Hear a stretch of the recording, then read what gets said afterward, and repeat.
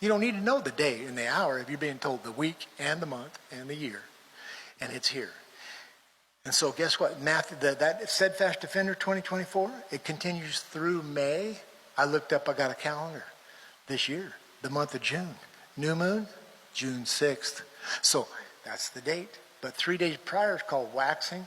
3 days after is called waning, moving in and out of each phase. So right when this Steadfast Defender 2024, right when they're winding down, after they've been demonstrating and exercising and showing off, Putin's going to be watching. Are you finished now? Really? Is that all you got? Okay. Now I'm gonna show you what I got. And what Putin's got is hypersonic missiles that nothing can stop. And he can send them and hit every one of our nuclear-powered aircraft carriers. They can all be sunk to the bottom of the ocean in 1 hour. And you know what? That's in Daniel 7, the 4 beasts that rise up. The first beast is the lion with wings of an eagle. It says, oh, the wings of the eagle, well, the feathers will be plucked. Oh, your air superiority is gone. You can't fly. That could be the aircraft carriers sunk. All I know is Putin is no one to mess around with. And the Bible says the bear is told, rise up, go forth, devour much flesh. So I believe we're watching Daniel 7 prophecies moving forward. The time of the first beast is ending. The lion, wings of an eagle, the UK and USA. Tony Blair, George Bush, War on Terror, 19 years. It's over. The bear's rising now, and we're watching. And the day of the Lord is coming. And then we're going to see Jesus' return at the end of 7 years. It's going to be a 7-year period. I got it all charted out on my books. I'm going to tell you, the 4 horsemen, it says they have power to kill on 1/4 of the earth. Guess what? We're told in Jeremiah 6, going to be a night attack. Night and day is only on half of the earth. The earth is sliced in half vertically by night and day, right? And then it says when summer's near, it's at the door. The earth is sliced in half horizontally by summer and winter. If we're having summer, they're having winter. When they're having summer, we're having winter. You're cutting the earth in half horizontally by summer. When summer's near, it's at the door. And it's going to happen suddenly. It's coming like a thief in the night. It's going to be a night attack. That's only half of the earth vertically. If you take something and you slice it horizontally and you slice it vertically, you just quartered it. And guess what I figured out? The quarter of the earth, the 4 horsemen are coming on. Guess what? I held the globe up in front of my hands. I could only see the half face of me. And I could see North America, Canada, Atlantic Ocean. And then I could see the Scandinavian countries of Norway, Sweden, Finland. I could see British Isles of Ireland, Scotland, England. I could see Netherlands, Denmark, France, Portugal, Spain, Italy, Switzerland, Germany, Greece, Romania, Czechoslovakia, Austria, Hungary. All these, I go, without moving the planet. I'm holding it and looking at it. I only see the half face of me. That top half, that's 1/4, contains all the members of NATO. This is an attack on NATO, okay? That's what it is. God's revealing his plan to us. He's showing us what's coming. We're supposed to stock up, get ready. Ezekiel 4 says, get for yourselves. 390 days supply of wheat, barley, beans, lentils, millet. I got semi-truckloads, brother. I'm not fooling around. It says food going to be scarce. The 3rd horse, it's going to be a day's wages for a quart of wheat. I've worked hard for many days. We all work hard. You think you save your money, you're going to have a retirement or something. There's no better investment for your money. When you buy a wheat by the ton, you can go to any feedlot, go to any dairy where they order feed by the semi-truckload. A ton of wheat's like $300 for a ton, 2,000 pounds. That's about 30 cents a pound. This is a quart of wheat will be a day's wages. Okay, you're paying about 30 cents for 2 pounds. And it's going to have a future value of $100. What's a day's wages? $100, $200, $300? How much do you make a day? But what can you put your money into with a future rate of return as a better investment? There ain't none. It's food.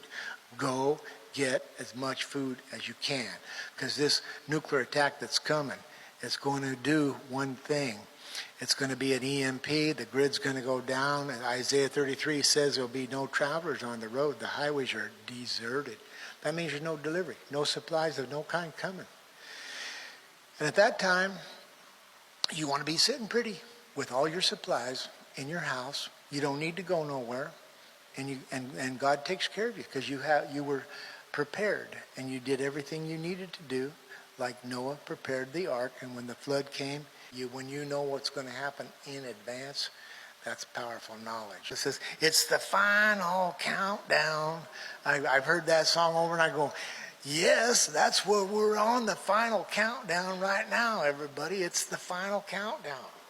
Okay?